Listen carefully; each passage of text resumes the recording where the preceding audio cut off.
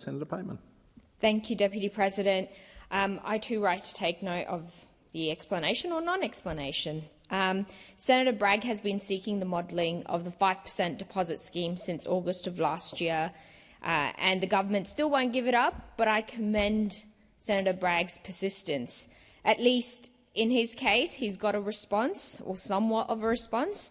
On a motion that I moved, the Senate sought more information on the 5% deposit scheme in November of last year, and the Minister for Housing hasn't even responded to it yet. So, you know, in 142 days, the only documents the Minister for Housing has provided are letters which ask for more time. Like, can you imagine going into work and telling your boss some dog ate my homework excuse for a task that is 131 days overdue? It isn't as if the Minister for Housing has to do all the work by herself. Leaving aside the hundreds of public servants at Treasury at her disposal, the Minister has 13 full-time advisers. It's just astounding. While the government tries to hide their modelling from people like me and Senator Bragg, this policy is clearly driving up house prices all across the country. We're not trying to bring down house prices. The Minister said that on radio last year. The government is merely trying to achieve sustainable price growth. I mean, they've said it themselves. They're not here to bring down prices.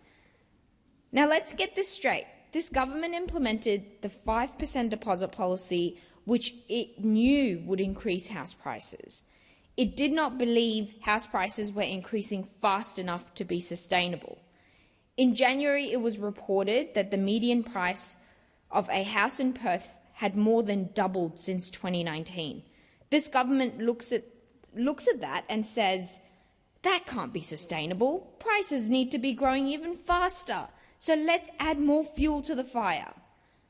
How does that make sense? How can this government say with a straight face that it is working to get people into their first home, as it deliberately pushes entry-level homes further and further out of reach? Becoming a homeowner will soon change from being a thing to be celebrated to a thing being mourned, as more and more Australians become homeowners as a result of their parents dying. We hear about how the government has its foot all the way down on the supply pedal. The $10 billion Housing Australia Future Fund has built less than 1,000 homes.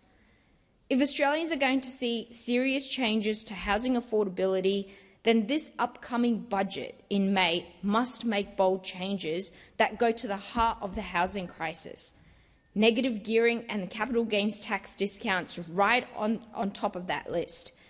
We've seen the doublespeak report of the Select Committee on the operation of capital gains tax discount. But Australians need to see actual movement of these tax rorts that are advantaging the investors who keep first home buyers out of the market. The numbers are here. You don't need to wait for the budget. You could pass these reforms through the Senate today and you'll have our support. The major parties are always rushing things through this chamber without thinking, without scrutiny. So why not rush something good through for a change? When people have the security and the stability that owning their own home provides, it truly allows them to do more than just survive. They can plan for their future, they can start thinking about starting a family, and they can start to innovate. If we want to address this country's productivity woes, we need to create an environment where people feel safe enough to take those measured risks, not just make ends meet. And in the moment, for the meantime, it's super important that the Minister complies with this particular order. Thank you.